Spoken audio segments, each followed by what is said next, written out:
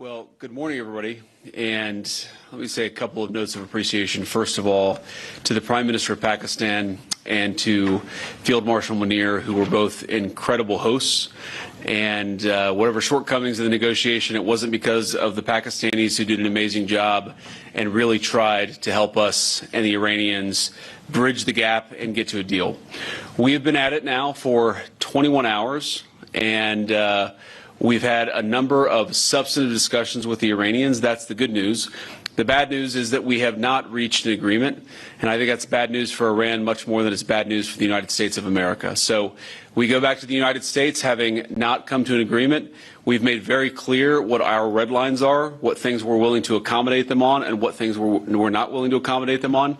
And we've made that as clear as we possibly could, and they have chosen not to accept our terms. Questions? Sir, Nick Robertson from CNN. Precisely what have they rejected here? Can you help us understand it a little bit? Well, I won't go into all the details because I don't want to negotiate in public after we've negotiated for 21 hours in private.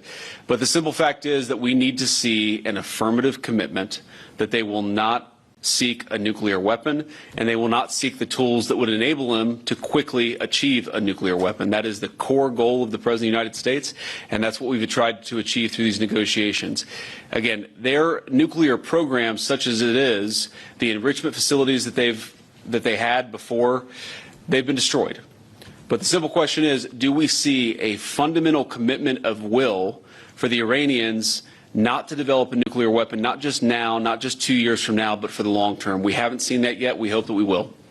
Jen. Was there a framework on anything? And also, did the Iranian frozen assets come up, and did you reach any conclusions on those frozen assets? We talked about all those issues, Jen, and we talked about a number of issues beyond that. And so certainly those things came up. But again, we just could not get to a situation where the Iranians were willing to accept our terms. I think that we were quite flexible. We were quite accommodating. The President told us, you need to come here in good faith and make your best effort to get a deal.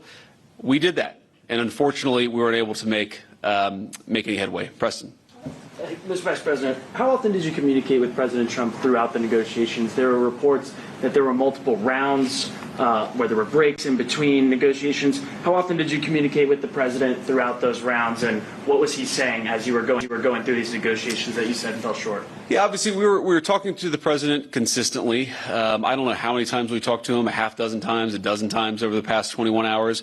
We obviously also talked to Admiral Cooper, to Pete, to Marco, to the entire national security team. We talked to Scott Bessent a number of times. So look, we were constantly in communication with the team because we were negotiating in good faith.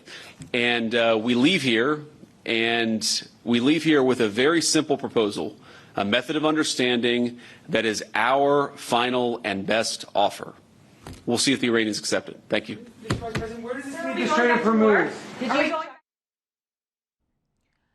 आपको बताएं कि अमरीकी वफ्द की press briefing